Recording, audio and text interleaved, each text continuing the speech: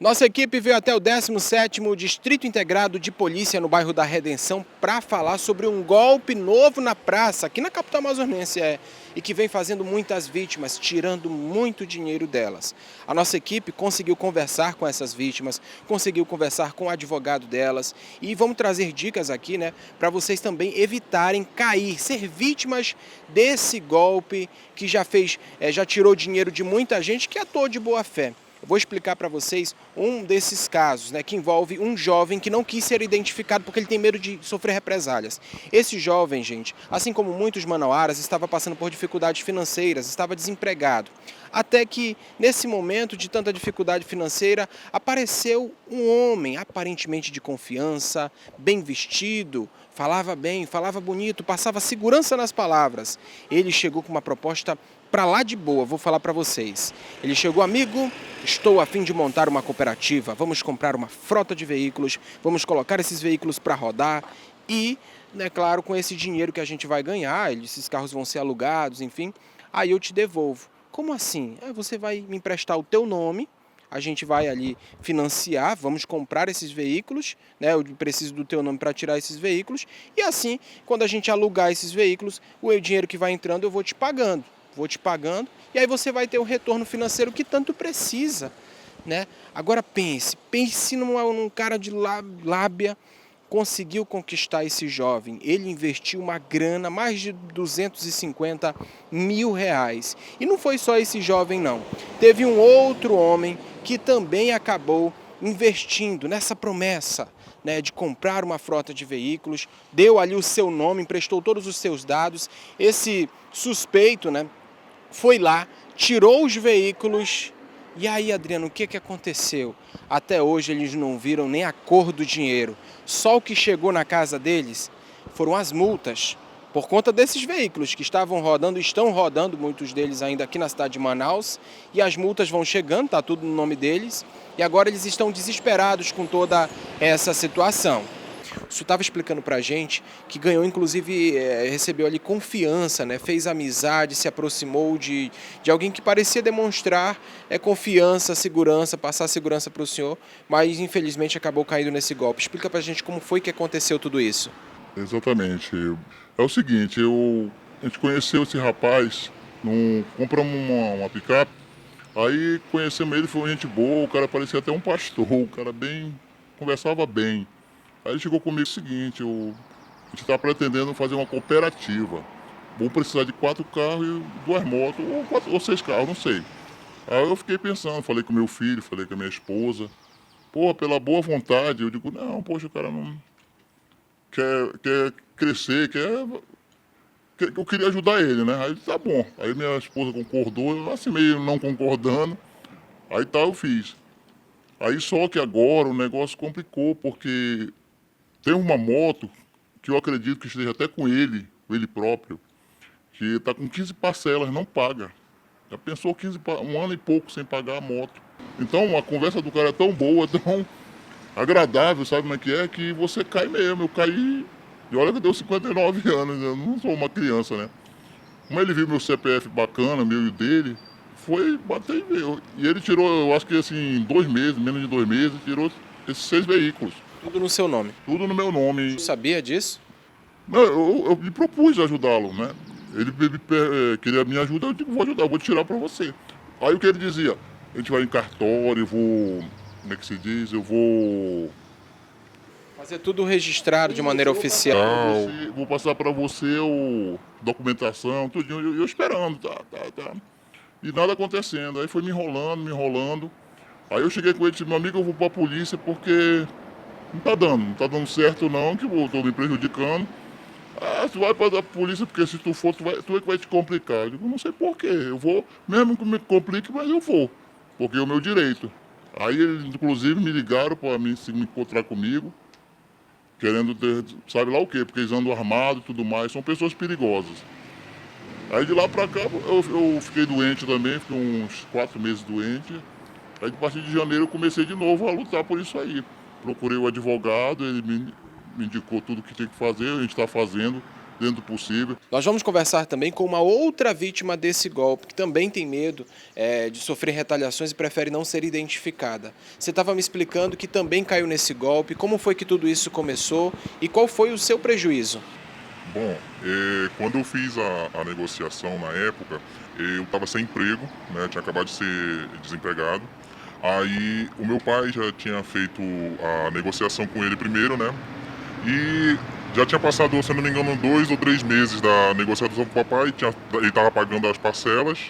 Aí deu confiança para mim fazer também a mesma negociação, porque eu precisava pagar despesas mensais e eu estava sem salário, já estava com 5 meses desempregado. Aí foi quando ele falou, olha, vamos fazer o seguinte, a gente consegue te dar uma bonificação de X valor para poder tu conseguir se manter. Aí você tira um carro, que no ano que vem eu tiro esse carro do seu nome e boto pro meu. Aí a gente já resolve o problema. Aí eu falei, não, tudo bem então, se for só um carro a gente vai. Aí eu falei com a minha esposa sempre relutante.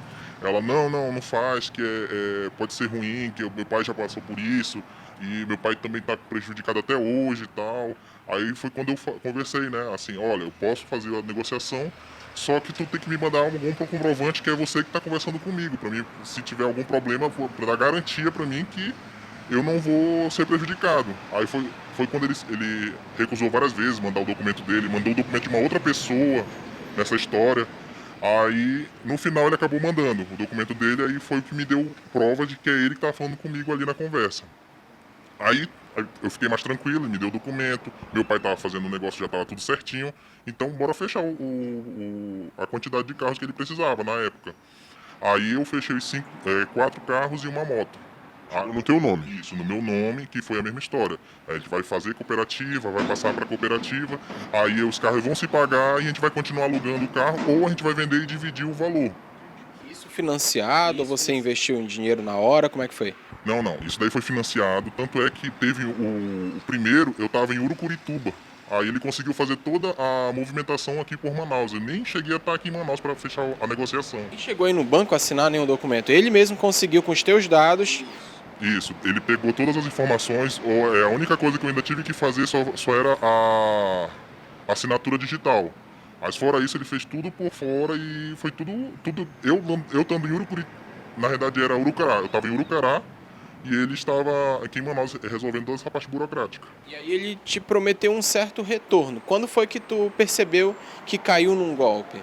Eu percebi quando começou a cair as multas, porque a negociação era justamente que a multa não ia vir para o meu nome, que ele ia passar para o principal condutor.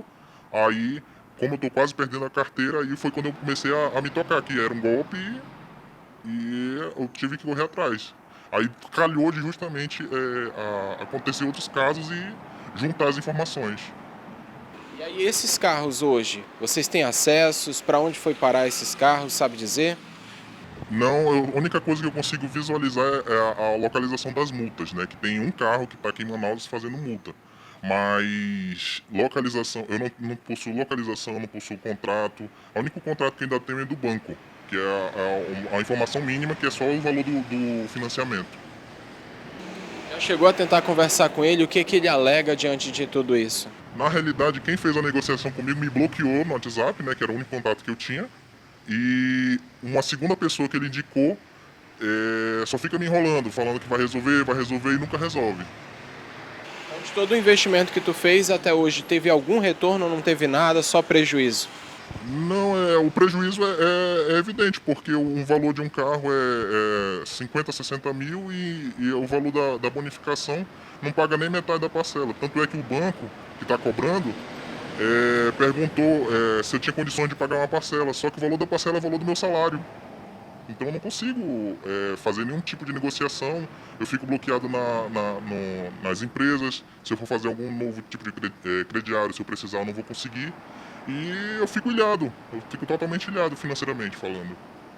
Então você acompanhou aí o que disseram as vítimas, né? A gente teve que cortar e modificar a voz delas justamente porque já relataram que estão sofrendo vários tipos de ameaças, que já entraram em contato com esses supostos golpistas, mas eles alegam que não vai dar em nada, que não era nem para eles procurarem a polícia sobre isso, que ia ficar feio para o lado deles. Então eles têm medo, resolveram procurar a justiça, resolveram ir atrás de um advogado e não deixar esse caso debaixo do tapete. E tá certo, nós vamos também ouvir agora o que o advogado tem a dizer sobre isso. O advogado que vai trazer dicas muito importantes e valiosas para você que está aí do outro lado não acabar sendo mais uma vítima desse golpe, mas caso, infelizmente, você já tenha se identificado, já caiu nesse golpe, percebeu que também foi vítima, talvez até do mesmo golpista ou de outro golpe semelhante, esse advogado também vai trazer dicas valiosas para o que você deve fazer, né? O que você deve fazer diante de toda essa situação.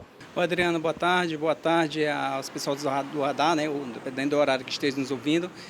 Infelizmente, né, nossos clientes aí acabaram caindo num golpe, né, com a famosa promessa de que eles iriam adquirir esse carro no nome deles, né, e eles iriam pagar os veículos corretamente, mensalmente, essas parcelas, mas infelizmente a gente sabe que é isso que não acontece, né. Só para a gente ter uma ideia agora, foram 11 veículos envolvidos aí nessa transação junto aos bancos, né, envolvendo o nome deles. Dos dois são pessoas de boa fé e em momento nenhum tiveram a intenção, né, de burlar ou qualquer outra situação relacionada à questão do banco, mas sim confiando na pessoa que procurou, né, fazendo a demonstração de boa fé para eles, dizendo que eles iriam pegar esses veículos para colocar numa cooperativa, ou outro seria para colocar para aluguel de Uber, né, e o próprio carro iria se pagar com esses aluguéis, onde eles também poderiam, de repente, até ganhar uma gratificação por essa situação, né? Infelizmente, isso não ocorreu e não iria ocorrer, né? Na realidade, eles aproveitaram dessa oportunidade de pessoas, né, com pouca instrução e acabaram se aproveitando desse fato para tirar veículos e levar vantagem em cima dos nossos clientes, né? Hoje os clientes encontram aí com o nome negativado com os veículos, com busca e apreensão, sem saber qual é o destino desses veículos. O que eles fizeram com esses veículos? Ninguém não tem paradeiro desses carros,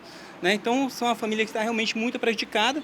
Vamos tentar reverter essa parte, né? Estou saindo da delegacia, verificar se o delegado vai dar prosseguimento aqui na parte criminal, fazer o inquérito, né, sobre essa questão, e nós vamos verificar na parte civil o que nós vamos poder fazer, o que o juiz vai entender relacionado a essa questão, tá? Sabemos que eles estão de boa fé nessa transação que foi feita, mas infelizmente foram enganados, né? O que isso configura, né?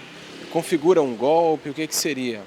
Sim, configura um golpe, estelionato, né? Configura estelionato, sim, é um golpe onde a polícia deve estar tomando as providências cabíveis, tá? Para que seja punida essas pessoas que fizeram isso, né? Essa tipo de situação. E também o intuito dessa reportagem também é para deixar a população de Manaus alerta, saber que hoje Manaus, infelizmente, tem empresas que trabalham de forma correta, mas você vai se deparar também com empresas, né, dessas empresas que vendem veículo, que de repente estão nessa linha, tá, de buscar pessoas que estejam aí com o nome limpo, oferecendo uma certa vantagem para que você empreste seu nome para tirar o veículo para ela e depois a pessoa não vai mais assumir essas prestações desse carro e vai deixar o seu nome aí negativado na praça. Tem alguma forma de evitar cair num golpe como esse, doutor? Sim, é possível, né? Desconfie, não aceite qualquer vantagem que seja diante dessa situação ou promessas, né, mirabolantes que as pessoas fazem para você, né, acreditando que você vai ganhar dinheiro com essa situação, emprestando seu nome para tirar veículo nessas lojas. Não faça isso, tá? Se você fizer isso, provavelmente você vai estar caindo também num golpe, a não ser que seja uma pessoa muito, né, conhecida ali da família e ainda assim vai lá que passa por alguns problemas relacionados a essa questão, tá? Então, a única solução é jamais ceder seu nome ou emprestar seu nome de CPF para financiar carro, automóvel, seja lá o que for para ninguém. É o único meio de você se safar. Hoje, nós estamos aí, se você observar, nós temos fraudes em cima de fraudes, né? Golpes em cima de golpes. Né? A assinatura eletrônica, querendo ou não, está facilitando muito esse meio de golpe. Então, é se precaver, é estar atento, é ficar atento a esse tipo de vantagens enganosas, né, que futuramente você vai se prejudicar. Doutor, e caso alguém que esteja nos acompanhando neste momento já tenha sido vítima de um golpe como esse, qual é o procedimento? O que ela deve fazer? Olha, o procedimento é procurar logo a delegacia, registrar um BO, narrar os fatos que aconteceram. Qualquer delegacia ou tem que ser alguma específica? Você pode qualquer delegacia que eles vão indicar para uma delegacia especializada para cuidar desse caso, tá? procure a delegacia, registre seu BO, tome as providências cabíveis nessa situação. Se de repente você souber onde está o veículo, né, e se já existe uma busca e apreensão, ligue para o banco, indique para o banco onde é que está o veículo, para que o banco possa ali fazer a busca e apreensão do veículo. Tá? É uma maneira de você já evitar um prejuízo maior encontrando o veículo nessa busca e apreensão. Né? No caso do nosso cliente aqui, já estamos quase dos 11 carros, 8 carros já estão com busca e apreensão, né, por falta de pagamento. Agora, localizar é que fica difícil para o banco. Tá? Então, faça isso, depois procure um advogado de sua confiança para que você possa estar demandando uma ação na parte civil, né, para tentar ser ressarcido, ou até mesmo verificar, né, de repente, uma possibilidade do juiz, na parte civil, reconhecer a fragilidade, né, dos bancos nessa situação, ou seja, responsabilizar os bancos. Né? Como é que faz, como é que um senhor com salário, a faixa de R$2.000, R$2.500, consegue, junto aos bancos, fazer um financiamento de 6 veículos? Como é que um jovem de 23 anos, né, com salário super baixo, consegue fazer um financiamento de 5 veículos junto a esses bancos? Como é que funciona essa facilidade? Né? Porque um cidadão do bem que procura realizar um financiamento de um veículo passa por várias dificuldades. Muitas vezes chega lá e é negado. E como é que eles conseguem fazer um financiamento dessa forma? Né? Então, vamos tentar responsabilizar também o banco, demonstrando essa fragilidade, né, que o banco, ou seja, o banco não teve esse cuidado de verificar o salário deles, ou se de repente eles burlaram algum documento dos clientes para levar o salário deles, né, mas tem tantos meios, né, por meio de imposto de renda você consegue verificar isso. Como é que o banco consegue fazer essa liberação?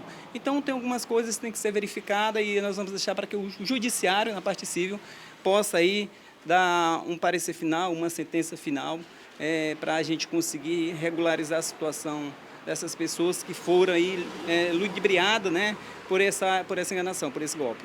Então, vocês acompanharam aí o que disse o advogado Irã Fabrício, ele que está acompanhando não só esses 2 casos, tem vários outros casos. Quando a gente chegou aqui na delegacia, já tinha até outras vítimas, só que por medo de represálias, elas preferiram não gravar entrevista, mas estão revoltadas também. O prejuízo já pode ser, inclusive, milionário. Só 2 vítimas já passou de R$500 mil. Então, você imagina quantas outras vítimas não foram feitas por esse golpista. Adriano, quem é esse golpista? Qual é essa loja? Essa é a grande questão, meus amigos. Eles somem, eles usam o nome de terceiros.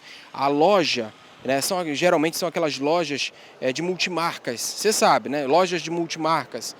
Inclusive tem endereços físicos, só que depois desse golpe, a loja, os equipamentos foram para outro endereço e eles ficam trocando de endereço. Por esse motivo, a gente prefere não dar um nome específico aqui, né, mas vamos continuar acompanhando e abrindo espaço também para esses envolvidos. O que eles têm a dizer sobre isso? Cadê todo esse dinheiro, né, que foi investido em nome dessas vítimas, desses homens que, segundo eles, agiram de boa fé, foram lá, deram todos os seus dados e acabaram saindo no prejuízo. Agora também fica um questionamento aos bancos, né, aos bancos com relação a essa situação toda, porque você sabe, para tirar um cartão de crédito no banco, eles vão pedir todos os teus dados, reconhecimento facial, biometria, assinatura, um monte de coisa. Como é que um terceiro consegue fazer financiamento de 5, 6 veículos, uma frota de carros? Como é que pode? Foi um questionamento feito pelo advogado e que também a gente deixa aqui esse questionamento aos bancos envolvidos nesse caso, que a gente vai continuar acompanhando e aguardando as investigações da Polícia Civil do Amazonas.